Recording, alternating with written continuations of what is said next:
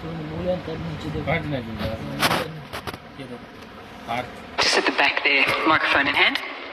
Sharnika, question from Roger Vaughan, Australian Associated Press. You come up against Namibia tomorrow. You obviously want to get the tournament on the right foot. What do you know? You know, they're happy with their underdog status. What do you know about them and the threats that they pose for you tomorrow? We have played one time in Geelong, so we know the conditions really well about the dimensions, and we played the same opposition last year World Cup, so we know exactly what coming against us, and I think the Namibian side also well prepared, so they got good players in their side, so yeah, that's it. I think microphone in hand here. Yep. Thanks, Mel. Andrew McCormack from 7 News here in Melbourne. My question to Joss. I guess in times gone past, coming down to Australia and playing on Australian conditions, the Aussies would be overwhelming favourites, but T20 cricket, the way it is, sort of anyone can win on their day. Do you think conditions, perhaps in that case, there's a bit less of the fear factor around teams coming to Australia and playing against Australia in a big game, coming out on top against them than probably years gone by? I think T20 is one of those games, as you mentioned, can be unpredictable. I think history tells you that generally the host nations are slight favourites in big tournaments, I think, especially, lots of people have travelled and played in Australia and know conditions, but of course no one's going to know the conditions or be as accustomed to them as the Australian team, and the reigning champions as well. So you have to pick them out probably as the favourites for the tournament. But as I mentioned, T20 can be unpredictable. There's lots of very, very good teams there, very good players who will all have a say throughout this World Cup. Down the front. Ooh. Yep.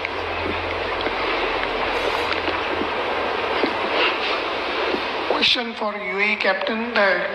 Cricket in UAE is really growing thick and fast. So what this tournament means to you?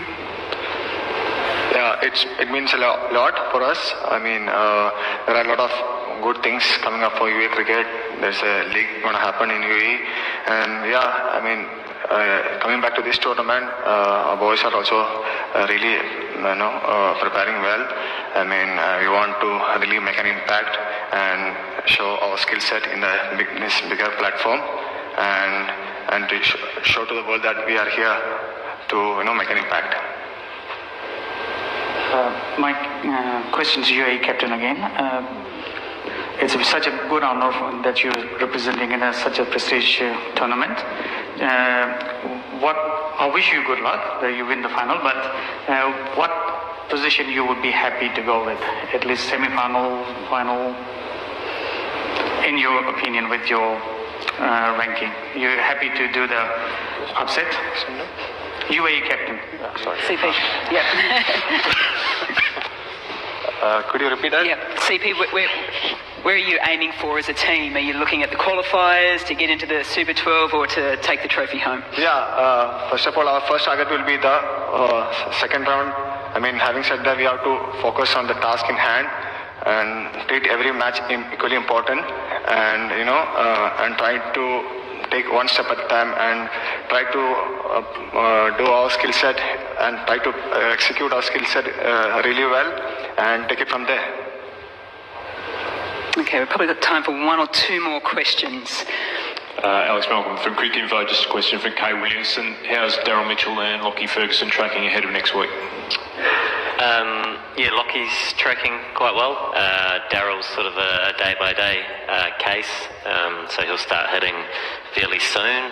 A few little niggles in the camp, but hopefully the timing is on our side and they can be fit and ready. Okay, just a quick look across the room. Any more questions for these 8 captains? We'll make this the... This question is for all the captains, whosoever can volunteer.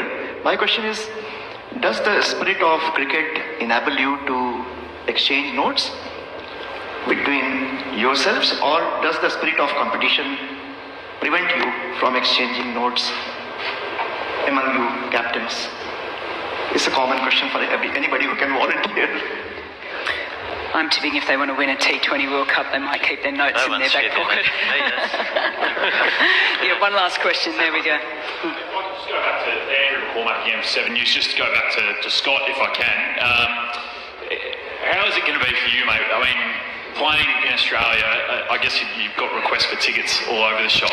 Can you just describe what it's going to be like for you? And I mean, it's obviously a dream come true. And can you just describe what it's going to be like, playing a tournament, albeit not for the Australian country you probably grew up dreaming of, but for Scotland, and it's going to be a massive deal for Netherlands. Sorry for you guys, and a massive deal for a number of guys in the group.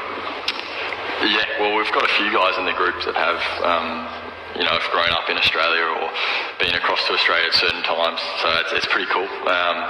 We've obviously got that little bit of experience over here as well with guys like Tom Cooper, who's been in the Big Bash, so exciting for that. And obviously, as you said, yeah, lots of ticket requests from family and friends in Melbourne, so yeah, looking forward to it, but more importantly, just the group we've got. Really enjoying what we've got going, and hopefully, that leads into the second round for us. If I could just one more follow-up, Mel, if I can. Have you played a sort of this size a game in Australia, the Netherlands guys as a group, or is it usually mostly overseas? Like, how many times have you actually probably never played a game of this size in Australia? Would that be right as a group? Me or the team? Yeah, well, sort of both, I guess. No, we haven't. Not in Australia. No. Obviously there were some big games at the World Cup last year and had some big games this summer, but not over here in Australia. Sorry, one more. Have you played on the G yourself, as in a sizable game, or when's the last time you were out on the G? No, I haven't actually. We were meant to be playing there in the practice game, which got rained off. So, no, haven't to this stage. Hopefully at some stage during the World Cup. That'd be cool.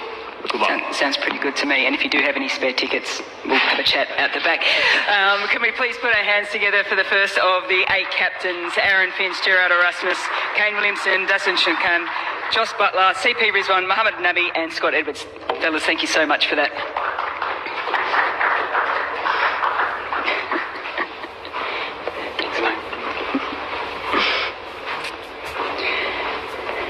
I said before it was like herding cats, but they're now perfectly in line, doing everything that they've been asked for, which is absolutely brilliant. Let's see if the next 8 do exactly the same as well. So we're very fortunate enough to kickstart things with the Indian captain in Rohit Sharma. They're not quite as organised as the first 8. I've been told 15 seconds, so I can wax lyrical a little bit about Rohit to begin with. He will be followed by Nicholas Pooran, who's got the weight of expectation of the West Indies on his shoulders, with the West Indies having won 2 previous T20 World Cups. You can get Rohit on if you want. Nicholas, come on down. We've got one of you. Come on. Yep, we're all ready to go. There we go. Rohit Sharma. Nicholas Pooran from the West Indies. Babar Azam, captain of Pakistan. Here he is. Welcome, Baba. Richie Berrington from Scotland. South African captain Temba Bavuma. Craig Irvine from Zimbabwe. Andrew Balbirnie from Ireland. And last but certainly not least, Shakib Al Hassan from Bangladesh.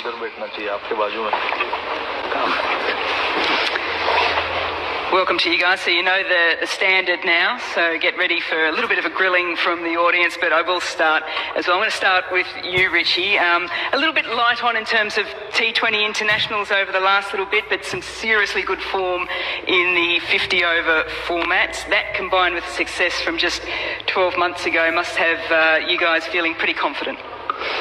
Yeah, definitely. We had a couple of good fixtures during the home summer against New Zealand this year, which was really useful, obviously, to go up against a strong New Zealand team, something we certainly took a lot of learnings from. And yeah, obviously I think we can take a lot of confidence from the white ball cricket we've played this year, certainly in a strong position in terms of the one-day stuff. And I think the guys, after last year's World Cup, we're really looking forward to this one, and hopefully we can build on some of the performances we had last year. I just mentioned that Melbourne's sort of like a home away from home for Sri Lanka. Hobart for Scotland would feel pretty good too, won't it? Yeah, sounds like it. A few of us were there in 2015 and really enjoyed our time